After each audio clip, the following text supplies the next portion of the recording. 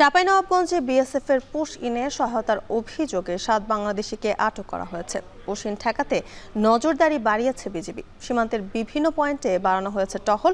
এ বিষয়ে জানাতে চাঁপাইনবাবগঞ্জ থেকে যুক্ত হচ্ছেন সহকর্মী সোহান মাহমুদ, ঝিনাইদহ থেকে এম আর রাসেল এবং জামালপুর থেকে জুয়েল রানা। প্রথমে চলে যাচ্ছি চাঁপাইনবাবগঞ্জে সোহানের কাছে। সোহান, পুশ ইনে স্থানীয়দের বিরুদ্ধে কি ধরনের সহায়তার অভিযোগ উঠেছে, আমাদের বিস্তারিত জানাবেন।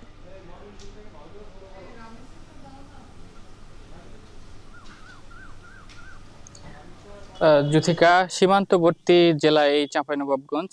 এ জেলার ৫টি উপজেলা রয়েছে, এর মধ্যে ৪টিতে বিভিন্ন সীমান্ত রয়েছে। এই সীমান্তগুলো দিয়ে আসলে বেশ কিছু সময় চোরা কারবারিরা একদম সক্রিয় থাকে। বেশ কিছুদিন ধরেই পুশিনের ঘটনা আসলে আতঙ্কে আছে এই সীমান্তবর্তী কিছু মানুষ। তবে এই বর্তমান সময়ে এসে সীমান্তে আসলে পুশিনের চেষ্টা করছে বিভিন্নভাবে বিএসএফ। কিছুদিন আগে আসলে সীমান্ত দিয়ে ঠেলে পাঠাচ্ছিল বিভিন্ন নারী পুরুষকে, তবে কয়েকদিন ধরে তারা এই কৌশল বদলেছে, নদীপথে আসলে পুশিনের চেষ্টা করছে বলে আমরা জানতে পেরেছি। বিজিবি আমাদেরকে জানিয়েছে গত রাতেও আসলে এই জেলার গমস্তাপুর উপজেলার রকুনপুর সীমান্ত দিয়ে ৫ জন নারী পুরুষকে বাংলাদেশে ঠেলে পাঠানোর চেষ্টা করে বিএসএফ। তবে স্থানীয়দের সহায়তায় আসলে বিজিবি তা ঠেকিয়ে দিয়েছে। তবে এই সময় বাংলাদেশিদের আসলে ৭ জনকে আটক করা হয়েছে, ৪ জনকে বিজিবি আটক করেছে, এছাড়াও ৩ জনকে আটক করেছে পুলিশ। আসলে তাদের বিরুদ্ধে পুশিনের সহায়তার অভিযোগ উঠেছে। ভারতীয় সীমান্তরক্ষী বাহিনী বিএসএফ এর সঙ্গে তাদের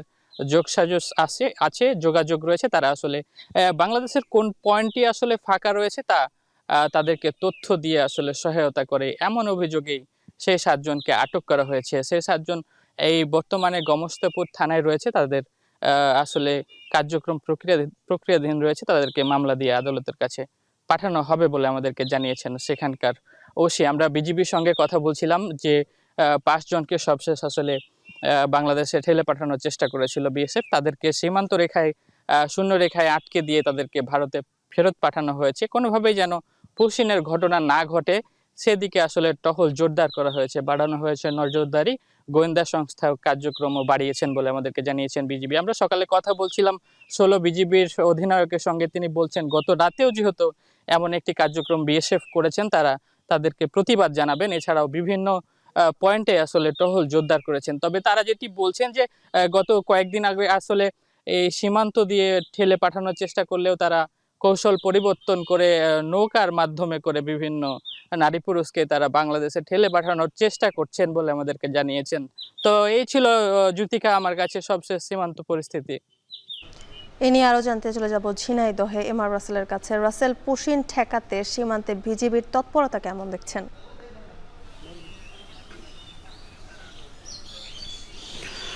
জ্যোতিকা, সারা দেশের মতো ঝিনাইদহ সীমান্তেও যে পুশিং আতঙ্ক সেটি কিন্তু রয়েছে। তবে গত ৪ দিন ধরে ঝিনাইদহের মহেশপুর যে সীমান্ত রয়েছে সেই সীমান্তে কিন্তু যে পুশিং পরিস্থিতি সেটি কিন্তু স্বাভাবিক রয়েছে। আমি এই মুহূর্তে রয়েছি মহেশপুরের সামন্তা বিওপির যে পাকরাইল সীমান্ত রয়েছে এই সীমান্তে, এবং সকাল থেকে স্থানীয়দের সঙ্গে আমি কথা বলেছি। তারা আমাদেরকে জানিয়েছেন যে গত ৭ থেকে ১০ দিন আগেও এই সীমান্তে দিয়ে ভারতীয় সীমান্তরক্ষী বাহিনী যারা রয়েছে বিএসএফ, তারা কিন্তু বিভিন্ন সময় তাদের প্রিজন ভ্যানে করে পুশিং নাগরিকদের কিন্তু এই সীমান্তে নিয়ে আসা হয়, এবং বিভিন্নভাবে কিন্তু যে পুশিং চেষ্টা সেটি কিন্তু করা হচ্ছিল। কিন্তু সেখান থেকে বিজিবি এবং স্থানীয়দের কঠোর অবস্থান থাকার কারণে কিন্তু তারা সেই পুশিং চেষ্টা সেটি কিন্তু ব্যর্থ হয়েছে। একটি তথ্য জানিয়ে রাখতে চাই, ঝিনাইদহের ৭৮ কিলোমিটার সীমান্ত এলাকা রয়েছে, যেখানে ১০ কিলোমিটার একেবারেই অরক্ষিত,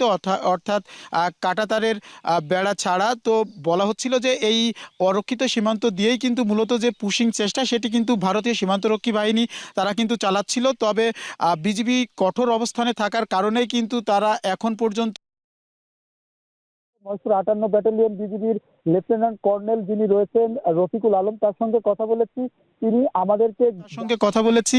তিনি আমাদেরকে জানিয়েছেন যে ইতোমধ্যে কিন্তু ১৫ থেকে ২০টি যে পুশিং চেষ্টা সেটি কিন্তু তারা প্রতিহত করেছে, এবং গত ৪ থেকে ৫ দিন ধরে মহেশপুরের যে ১২টি বিওপি রয়েছে এই ১২টি বিওপি সীমান্ত এলাকায় কিন্তু যে পুশিং চেষ্টা বা পুশিং করার যে প্রক্রিয়া সেটি কিন্তু সফল করতে পারেনি ভারতীয় সীমান্তরক্ষী বাহিনী।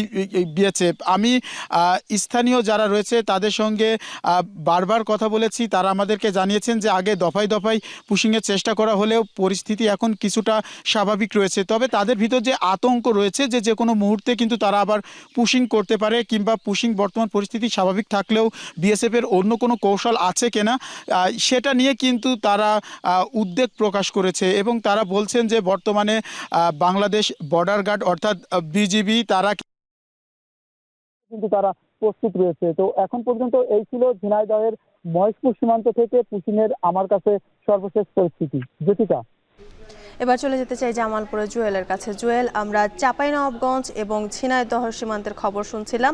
জামালপুর সীমান্তে বিজিবির টহল ও নজরদারির সবশেষ পরিস্থিতি কি দেখছেন জানাবেন।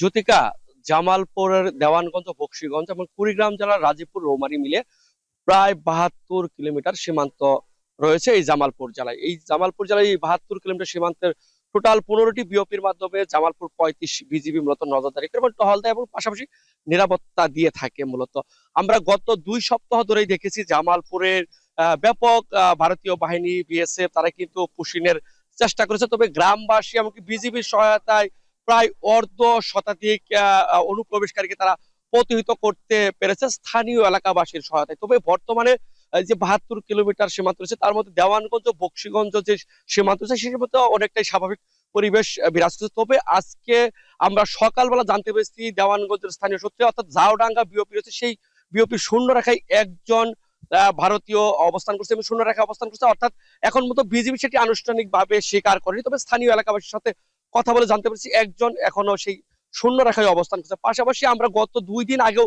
দেখেছি রাজীবপুরের রৌমারী যে সীমান্ত আছে সেই সীমান্তে ৯ জনকে পুশিংয়ের চেষ্টা করেছে ভারতীয় বাহিনী। তবে স্থানীয় এলাকাবাসীর সহযোগিতায় পাশাপাশি বিজিবির তৎপরতার কারণে সেটি কিন্তু বাংলাদেশে তারা প্রবেশ ঘটাতে পারেনি। সেখান থেকে কিন্তু ভারতীয় বাহিনী বিএসএফ তাদের কিন্তু ফিরিয়ে নিয়ে গেছে যাওয়ার খবর আমরা পেয়েছি। তবে সব মিলিয়ে বলা হচ্ছে যে এই সীমান্তবর্তী যে ৭২ কিলোমিটার এলাকার যে স্থানীয় বাসিন্দা রয়েছে ৪টি উপজেলা, সেই উপজেলার স্থানীয় লোকজন বিজেপির সহায়তায় তারা কিন্তু দিন রাত কিন্তু পালাক্রমে বিজেপির সাথে নজরদারি করছে যাতে কোনো অবস্থাতে ভারতীয় কোনো অনুপ্রবেশকারী প্রবেশ করতে না পারে। এই ছিল জামালপুর থেকে আমার কাছে সবশেষ তথ্য। জ্যোতিকা, সীমান্তের বিভিন্ন পয়েন্টে বাড়ানো হয়েছে বিজিবির টহল, সে খবর জানাতে যুক্ত ছিলেন সহকর্মীরা।